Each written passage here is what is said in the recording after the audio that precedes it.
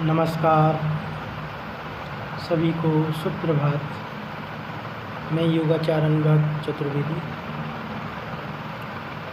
एक महत्वपूर्ण विषय पर जानकारी साझा करने के लिए उपस्थित हूँ।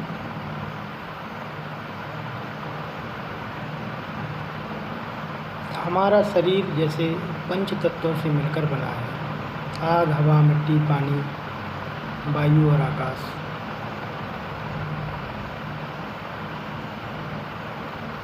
तो इसी से हमारी चिकित्सा भी होती है।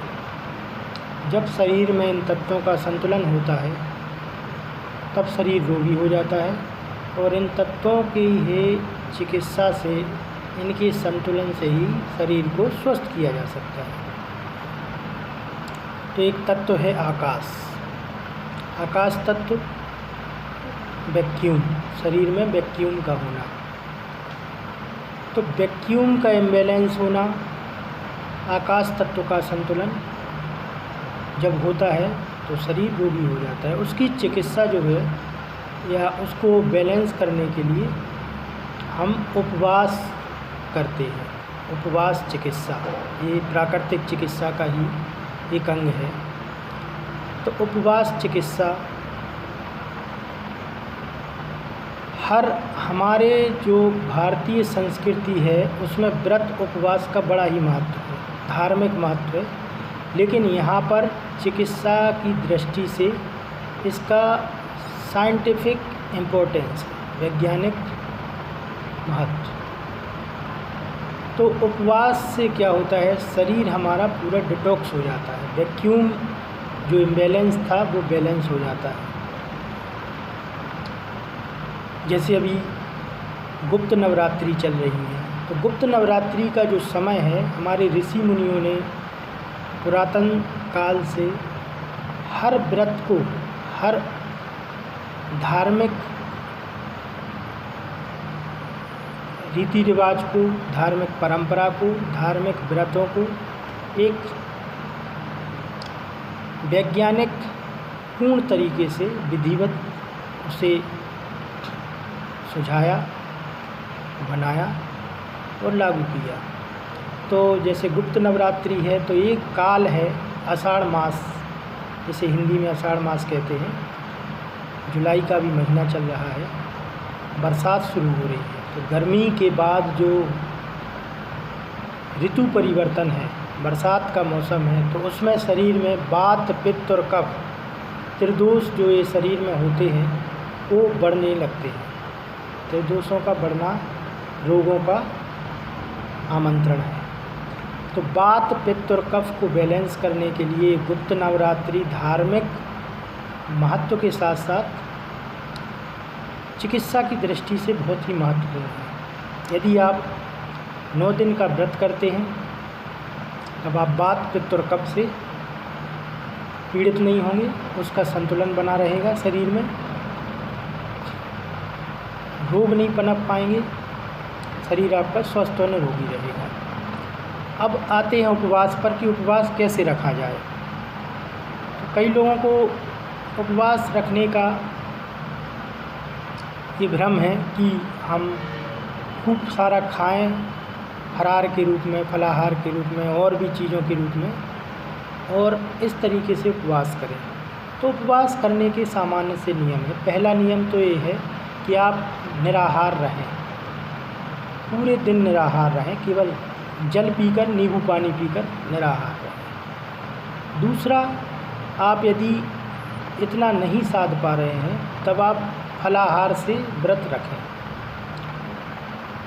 फलाहार से भी नहीं साध पा रहे हैं तब आप एक समय एक आहार, चाहे दाल रोटी हो, सब्जी रोटी हो, अथवा खिचड़ी हो, अथवा दलिया हो, एक समय आहार लें।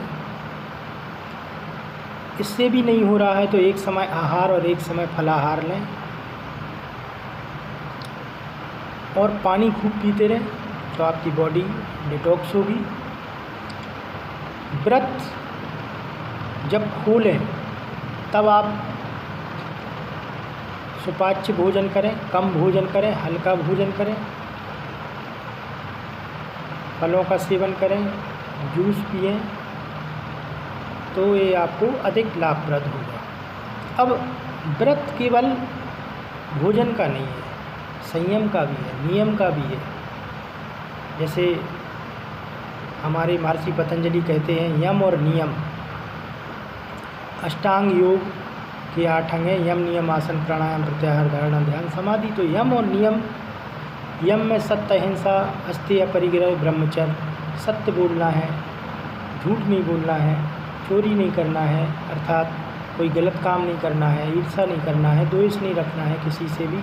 इन सब का भी व्रत रखना होगा। हमें मानसिक विकारों से भी परहेज करना है। मानसिक विकार हमारे अंदर आएंगे तब भी हमारा व्रत खंडित है और हमारा शरीर रोगी हो जाएगा। तो करना क्या है कि भोजन के त्याग के साथ साथ ही हमें कुछ विचारों को भी त्यागना है, अपनी गंदी आदतों को भी, गंदे आचरणों को भी त्यागना है। तभी ये हमारा व्रत पूर्ण होगा और हमारे अंदर सात्विक भावना का संचार होगा। हम प्रभु के करीब रहेंगे। उपवास का शाब्दिक अर्थ भी है समीप। उप माने समीप, वास माने रहना, समीप रहना। किसके समीप?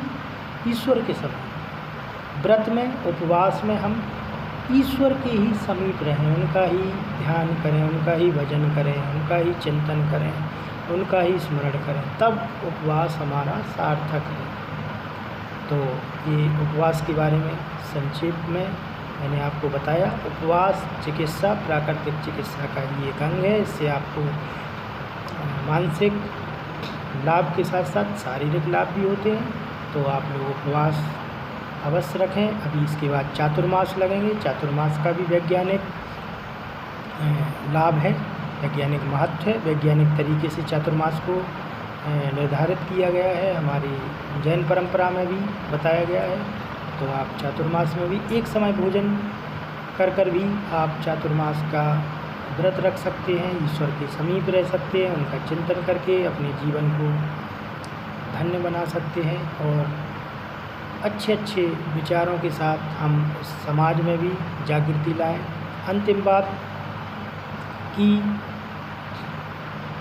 जो भी गुरुजन हैं, जो भी महापुरुष हैं, जो वो बात कह रहे हैं, उन बातों पे चलें, उन बातों को अमल में, जीवन में धारण करें, तो हमारा जीवन सफल होगा, सार्थक होगा, भगवान की ओर हम जा पाएंगे। जो वो मार्ग बता रहे हैं उस मार्ग पे चलें, अन्य श्रद्धा ना करें। लेकिन जो भी गुरुजन शास्त्रों की बात बता रहे हैं, शास्त्रों में जो लिखा है उसको अपने जीवन में उतारें, उसको आचरण में उतारें, उस पर चलने का प्रयास करें और भगवान की जो बताई हुई प्रेरणाप्रद बातें हैं, जो उनके वाक्य कहे गए हैं, जैसे गीता में कहा गया है कर्मण्येवाधिकार अस्ति मा फलेषु कदाचन। तो इसी तरह हमें उन शास्त्रों की बातों को अपने जीवन में धारण करना है। इन्हीं शुभकामनाओं के साथ आपका दिन शुभ हो। जय माता दी।